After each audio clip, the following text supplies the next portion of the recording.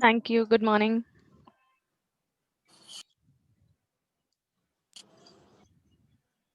Greetings, everyone. I'm Nadi Khanpur, proud member of ISRE and committee member of IAC chapter. I'd like to welcome everyone present here on behalf of IAC. Thank you so much for participating. Please do like our pages on various social media platforms, that is Facebook, Twitter, LinkedIn, Instagram. Moving on to the session, I'd like to introduce and speak a few words on Miss Pooja Munde. Miss Pooja Munde is an architect with MTech in Building Energy Performance from SIPT University. Her expertise lies in analyzing natural ventilation in buildings using water table apparatus, lighting, daylighting, energy simulations, etc. Today most of us spend 80 to 90% time indoors, either in the office or at home. It is therefore necessity to have a healthy environment, as it is a huge impact on productivity. Miss Pooja Munde's work has been published in international conferences such as PLEA, FARU, and International ASR General, Taylor and Francis. She was the team leader for SIPT University's winning team, Kill Bill 2017. A Tata, she is now associated with Ego First Service Limited, a Tata enterprise, as a building energy analyst. Moving on to the topic, as I was saying, we spend most of our time indoors. So it is necessary that acceptable indoor quality should be maintained by operating a building in natural ventilation, which further helps in reducing energy demands. The water table is an apparatus that helps to analyze natural ventilation in buildings due to wind effect. This session will demonstrate how the apparatus can be used for visualizing airflow patterns for simple and complex geometries, method to quantify these airflow patterns, and in terms of industry ventilation metrics and the application of results. Handing over to Ms. Pooja. Thank you, Nidhi, for the kind introduction. So, good morning, everyone. I hope you all are safe and healthy. First of all, I would like to thank Devna and Ishre Ahmedabad chapter for inviting and giving me this opportunity. I'm really happy and it's my pleasure to be here today and share my work with all of you. So, in today's session, I'll be talking about how we can use this water table apparatus for evaluating natural ventilation in buildings. I'll just share my screen. Please let me know if it is visible.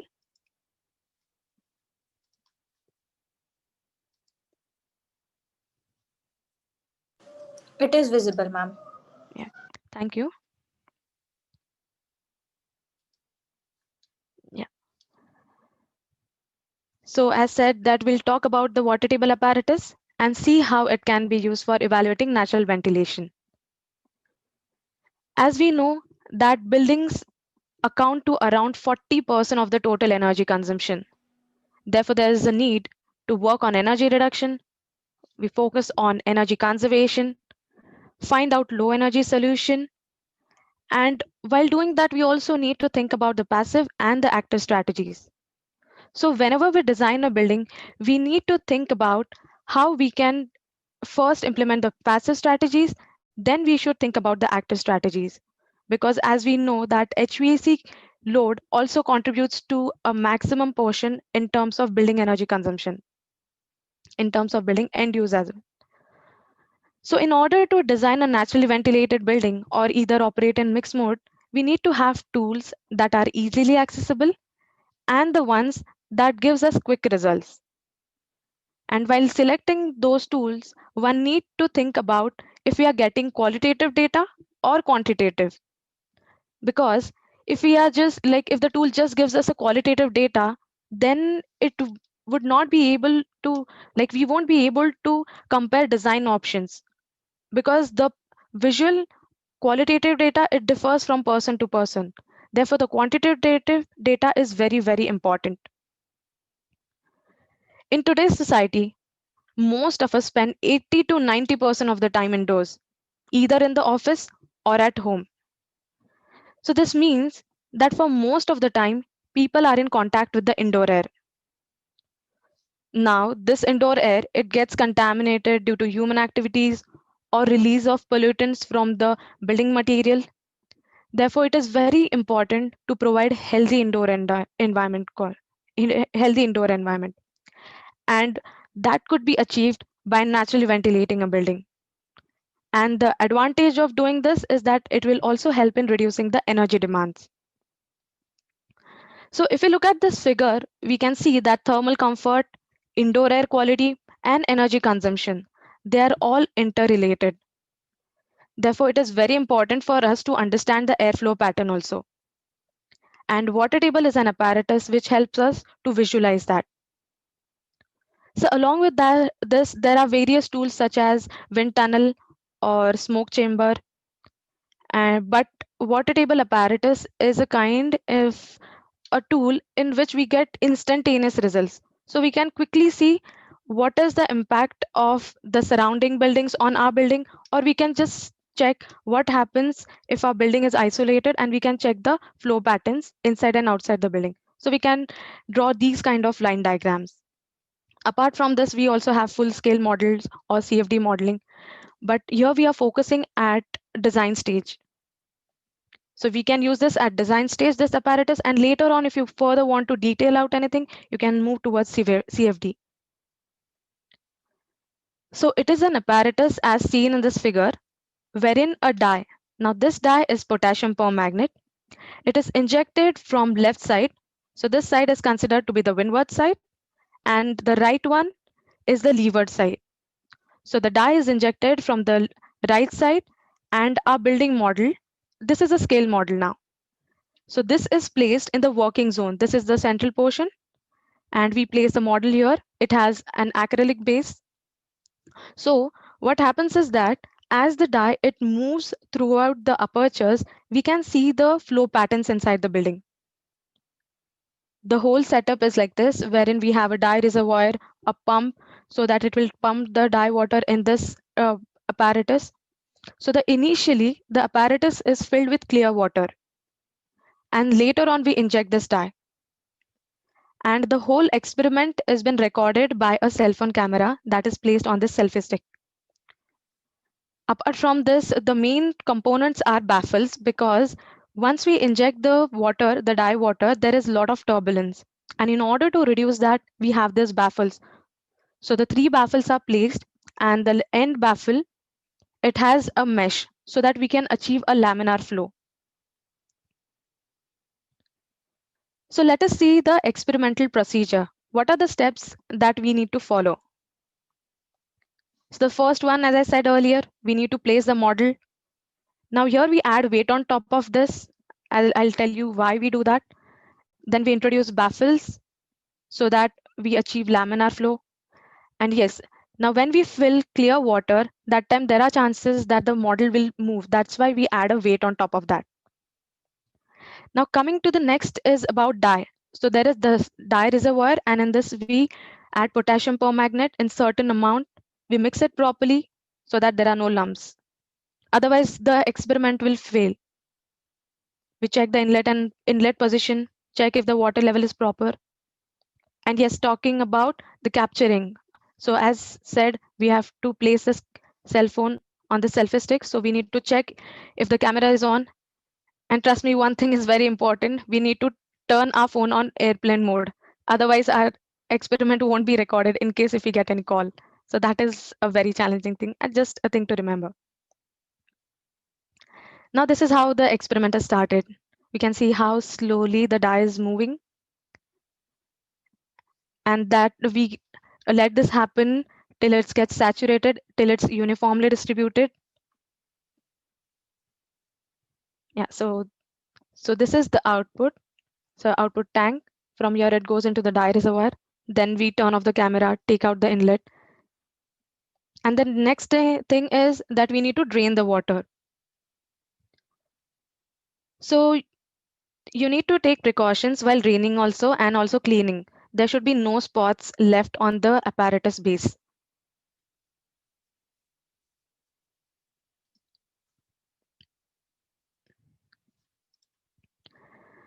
So in this study, as said, the incoming dye is referred to as air.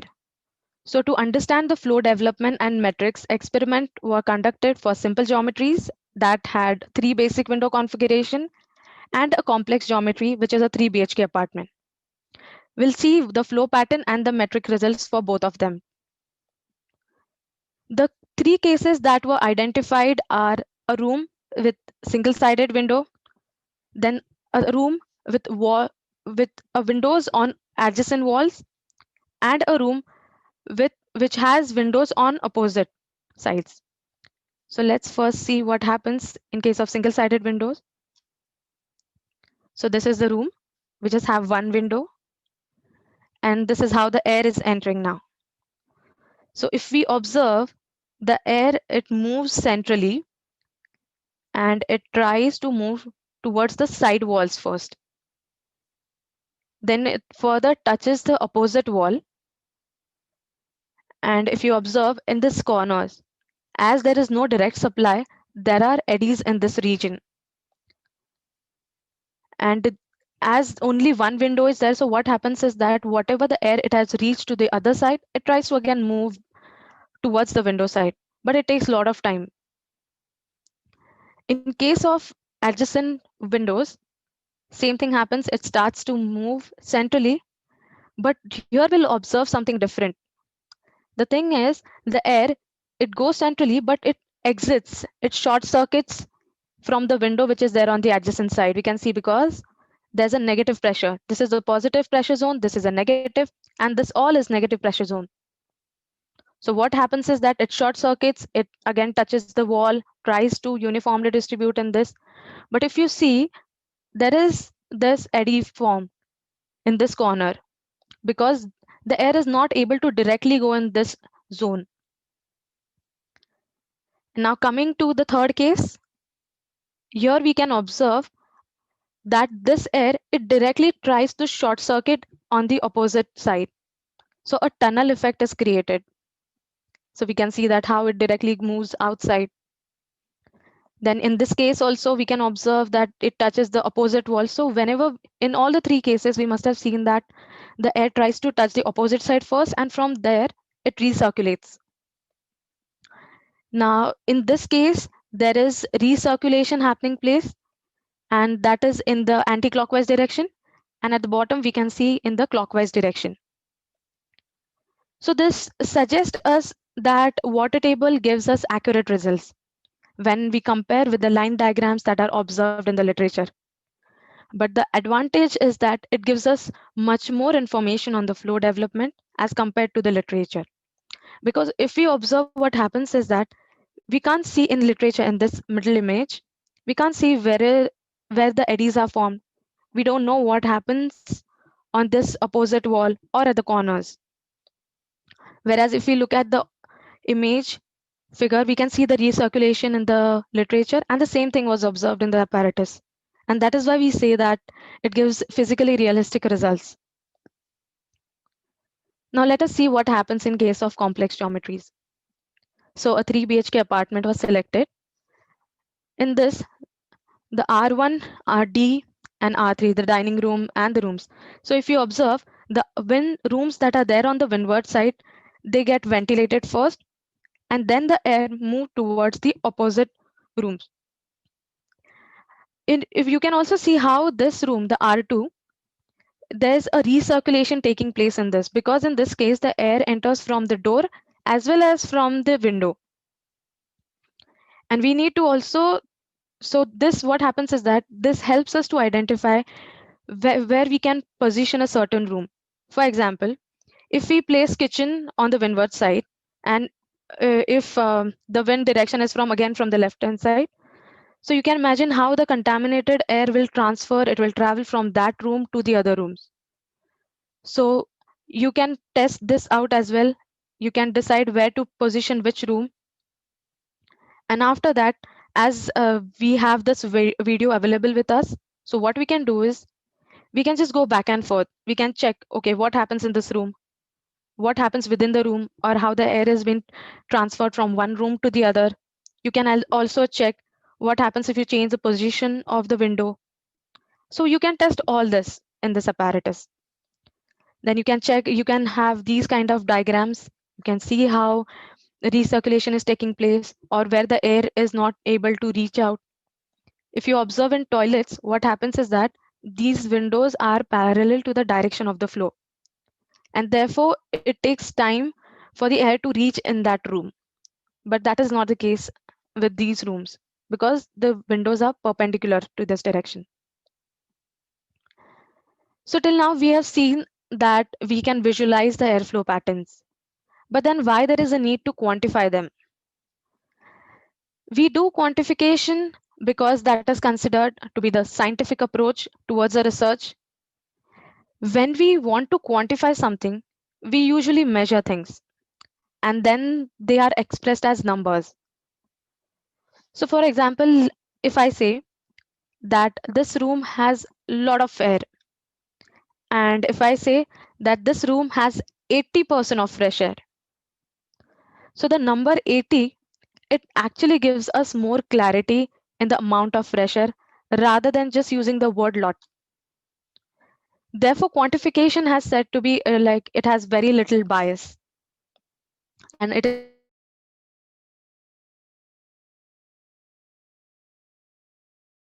actually like the flow patterns which we have observed. In order to be more valuable, what we did was we quantified them in terms of ventilation metrics. Metrics, as we know, it is a standard of measurement where efficiency, performance, or quality of any system can be assessed. And in similar way, ventilation metrics, they help us to assess the ventilation performance of a system. What they do is they help to predict the ability of the natural ventilation system to first reduce or remove pollutants. Second, how much amount of fresh air has been provided. And we can also determine the air distribution within the room. So based on literature review, few metrics were identified. But when identifying the metrics, one thing had to be taken into account was the kind of data that is available from apparatus. As said, this is a two-dimensional, we get two-dimensional results, and we don't take into account the temperature effect and like that is the limitation of this apparatus. But yeah, whatever data is available, based on that, the metrics were identified. So they were identified based on the definition of the metric, the formula that is used for calculating, and the input value needed. So the first metric is dead spots. Dead spots is nothing but it can be seen as a zone with low dye concentration, or we can say that the air is stagnant in that zone. The second one is absolute ventilation efficiency. So it helps us to identify the capability of the system to properly ventilate or uniformly distribute the air in the room. And the third is air changes per hour. So it determines the number of times the air within the room is changed.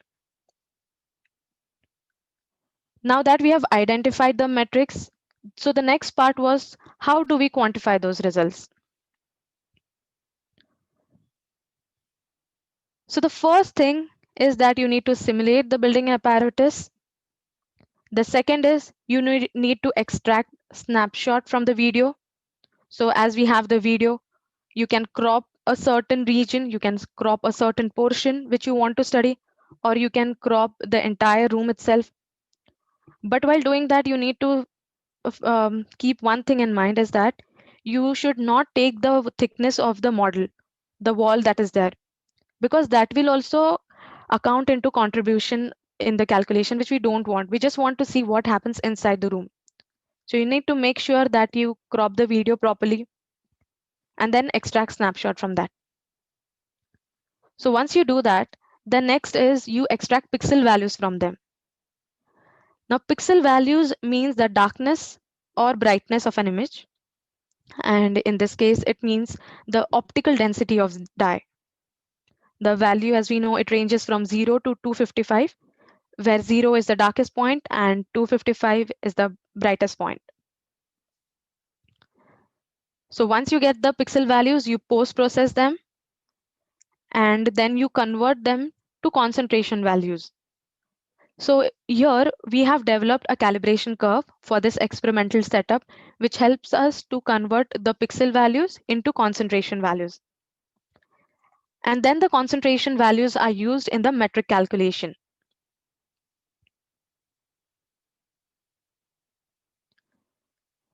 So coming to the results section, so I'll be presenting both the results for both the cases, simple and complex geometry. In this case, before moving on to the results, I would like to brief you that the flow patterns and the air movement and the incoming dye is referred to as the air. So as said earlier, that incoming dye will be considered as air. And the conditions that are there in the water table apparatus are assumed to be the similar in the real life, whatever happens in the building. So based on that, we'll understand the flow patterns and we'll see what are the metric results. So coming to the first one, which is percentage of dead spots. So in this, the whole room, it was divided into 8 parts, and we identified what happens in each zone. But for now, I'll talk what happens at the room level. So if we see for the 3 cases, in for like in AS, which is the window on adjacent wall, it performs better. It has least percentage of dead spots for maximum duration of time.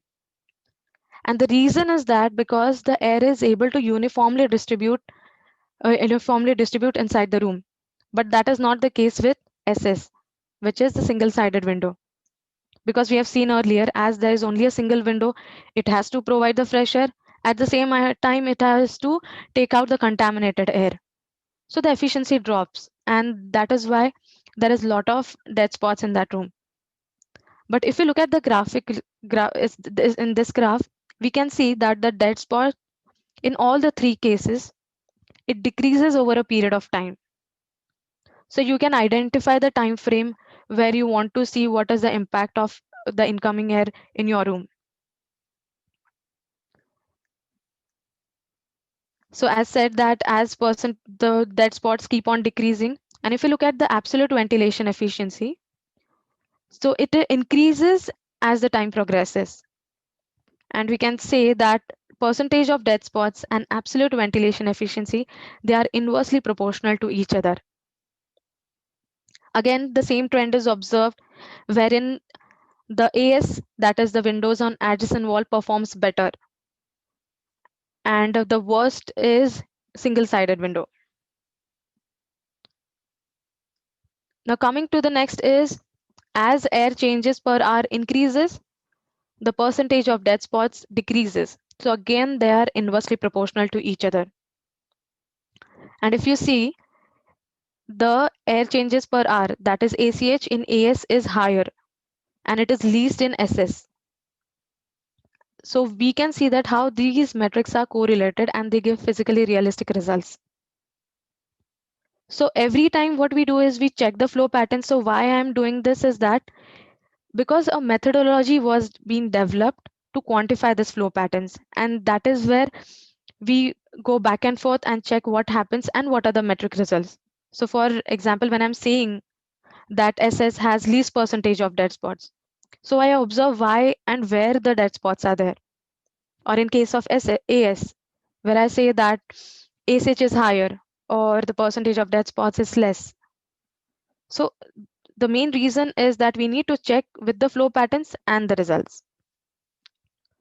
Now coming to the complex geometry, as we have seen earlier, you can see how R1, D, and R3, they are getting first ventilated. So if we look at the percentages, it's less as compared to this one, R2, which is there on the opposite side. And again, in a kitchen or in the utility, you can see how the percentage is higher because the air has not reached in these rooms. And similarly, we can see what happens in the toilets as well. But as the time progresses, we can see how the dead spots are decreasing. And the same thing was observed over a period of time in all the rooms.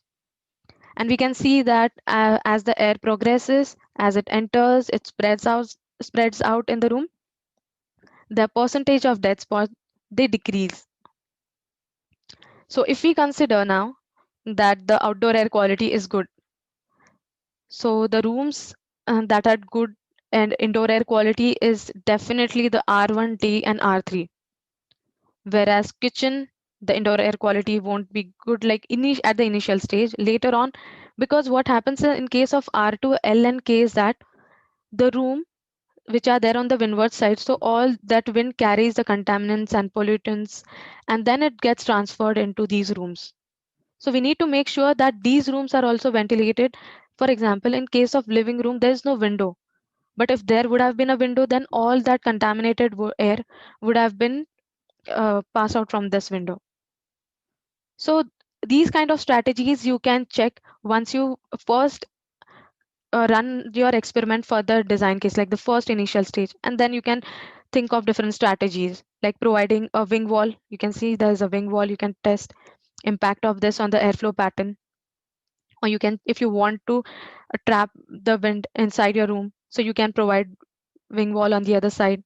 So depending on your requirement, you can provide features in this. Now coming to the absolute ventilation efficiency. Here if we see again the rooms that are there on the windward side, that is R1D and R3, the efficiency is maximum, whereas it is least on the other side,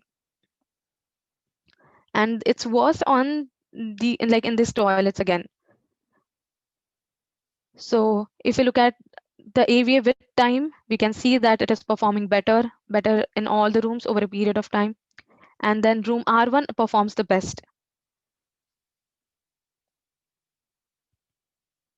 Now coming to the air changes per hour.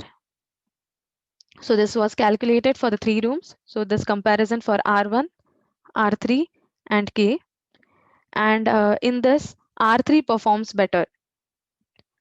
The reason is that if you see there's a wing wall, as I said earlier. So what happens is that it doesn't allow the air to come from this room, this window. So whatever air is coming from one window, it moves from centrally and it goes out through this door in the other room, and the remaining one, it goes out from this window. But that is not the case with R1. As there is no wing wall, what happens is that the air enters from the left window and also from the top, and there's a recirculation taking place in this. And due to that, it takes a lot of time for the air to uniformly distribute in the room. Now coming to the other rooms, like the for the toilets. So in this case, the comparative analysis were done for T1, T2, and T3. If you look at T2, what happens is that it is performing better. Now I'll tell you why it is like performing in this way. Let's see T1 and T3. Now they have the windows, in all the three cases, they have windows parallel to the direction of flow. But in case of T1 and T3, the incoming air is been getting obstructed because of the air that is coming out from the adjacent rooms. Similarly, in case of R1, what happens is that the air moves outward and it disturbs the flow in front of the T1 window. That is not the case with T2. It directly gets the air inside, and due to that, it has more air changes per hour. So the major findings from this study is that water table gives instantaneous results of airflow pattern in and around the building. Then a methodology is developed that quantifies the flow patterns generated in water table apparatus in terms of ventilation metrics. And now these ventilation metrics that are developed, they help in evaluating the performance of naturally ventilated building, and we can quantitatively prove So till now we just used to draw the diagrams and prove that this design is better than this one. But by using these metrics, we can quantitatively prove the advantages of designing a naturally ventilated building. And talking about the absolute ventilation efficiency, as it increases, the percentage of dead spots decreases and vice versa. Again, as air changes per hour increases, the percentage of dead spot decreases and vice versa. And the derivation of ventilation metrics with the current methodology, it gives physically realistic results that agree with the visual observation in the water table. So now that we can use the ventilation metrics or we can see the flow patterns, but where can we actually use them? So you can use them, like for example, students can use them to evaluate the performance of the naturally ventilated building at design stage, because it is very difficult to simulate it in a simulation software. If you just want to test different design options, if you want to check what happens with different shape of building, you can quickly test it out. Then architects, they can optimize the airflow path based on the interiors of a room or the apartment by doing iterative analysis. And then energy consultants, they can use a metric like ACH to check whether the design openings meet the minimum ventilation rates that has been specified by ASHRAE 62.1. And researchers can validate these metrics with different measurement techniques. So the scope of this work is that the results obtained from the water table, they are applicable when the airflow is two-dimensional. So we can observe this in case of high-rise building when the flow will be uniform. Then the second is that it will be useful to predict air movement if the windows are at same level. But in case if the windows are not at same level, or if the windows size is large, wherein the stack effect occurs within the window itself, there we can't use this apparatus. Further, in situations where there is buoyancy driven ventilation or stack effect within the room, the apparatus won't be able to give accurate results, because here we are talking about two-dimensional airflow patterns. But in spite of the flow patterns are two-dimensional, in cases where applicable, we get immediate results even for complicated building geometry. And this is one of the advantages over CFD simulation, which requires significant computational time and cost. So we are talking at the initial stage. Later on, you can carry out simulations in CFD. And the different aspects of the flow, example, flow circulation and penetration, then the eddy patterns, dead spots, and relative velocities are all revealed by the apparatus. So what you can do is you can check the video. So in addition to that, whenever you conduct any experiment, you just go through the video again and again, and you can see that how the flow is been taking place inside the room, within the room. So at least you can do that. You can provide solution in terms of opening sizes, positioning of the openings, and testing out if, for example, if you even want to test out what happens if you keep the door closed, you can check out that as well. In this case, it was not considered because that was not the purpose, but you can do that as well. So there are many things which you can try out. With this, I'm done with my presentation. Thank you everyone for your kind attention. Now I'll be happy to answer any questions if you have.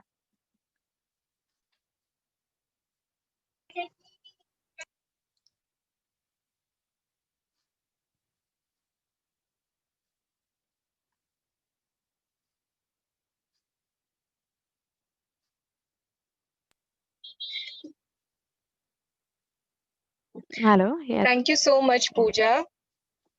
It was a great presentation and a very unique topic that you presented today. I think it was something which all of us cannot have access to and wouldn't have even thought of such an apparatus. And you gave us very informative presentation. I think it was helpful for all of us in the industry. There are a few questions. Can we just take up the questions? Yeah, sure.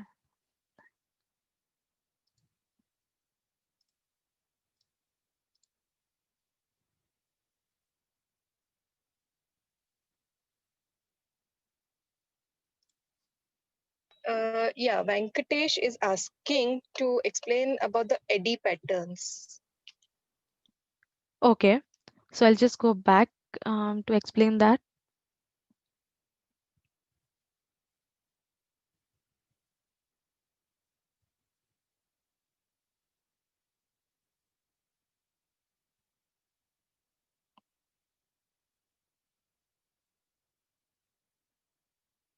Yeah, so here I'll explain.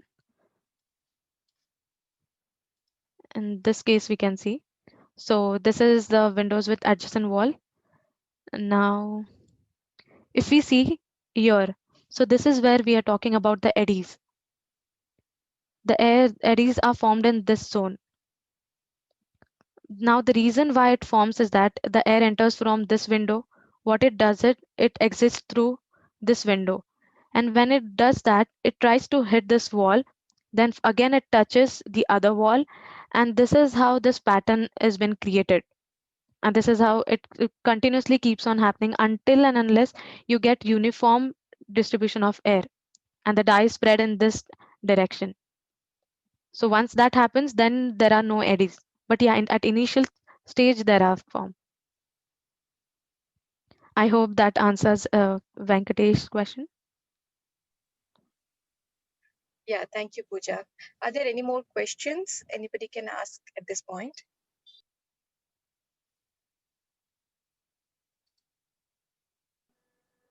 So, Pooja madam, I am Prashant Pathak here, and Yeah. I just would like to know that in case as you shown the adjacent wall, the third case you mentioned was windows on opposite walls. Now, would it not be better if you have got one window which is bringing the air in the system and have two windows in opposite direction? Uh, that will ventilate the room sooner or faster without creating much of the eddies. Or what are your views in that case? Yeah.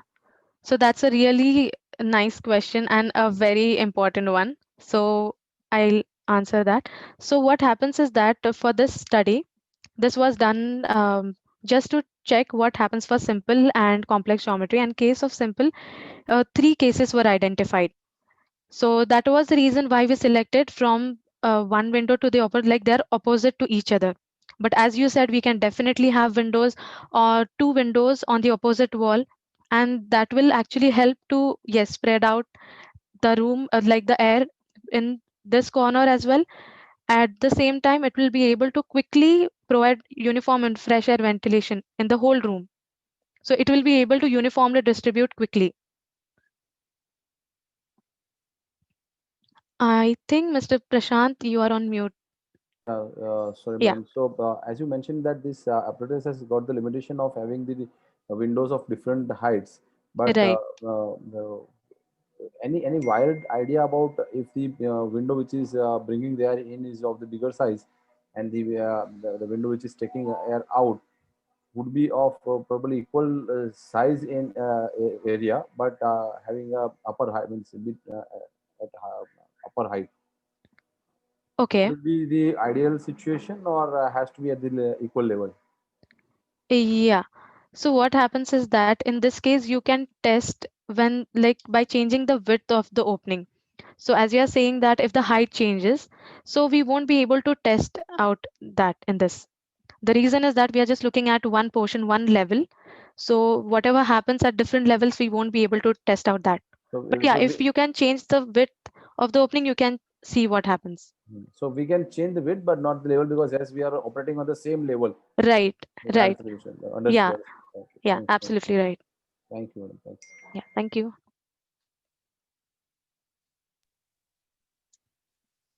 Thank you, Pooja, for answering the questions well. Thank you for all the participants.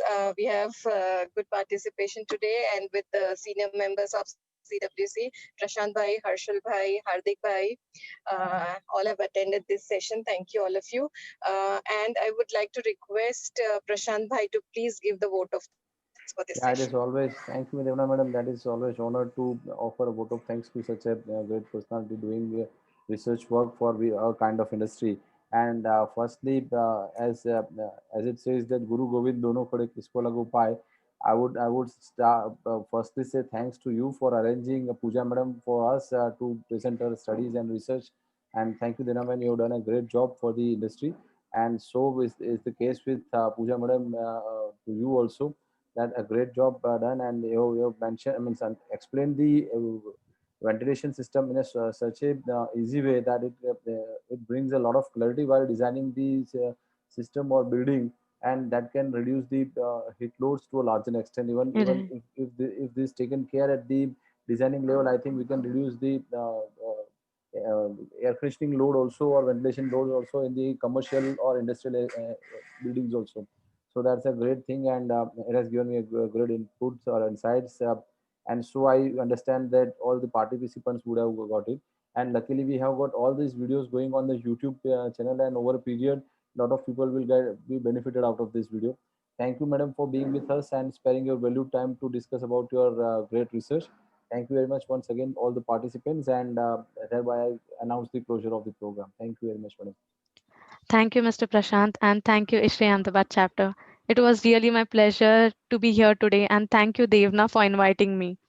So I was really happy to present my work over here, and I hope we can take this forward and try and implement and design buildings in such a way that we really reduce our energy, because that is really getting depleted. We really need to work towards that. Yeah. So thank you once again to all the participants as well. Thank you, madam. Thank you. Yeah. Thank you, Thank Pooja, you. and thank you Thank you. all the participants. Have a good day. Thank you, Ah, Dina ma'am. yeah. Thank you. Have a Thank good you, day. Hardik bhai. Thank you. Thank you, ma'am. Thank you.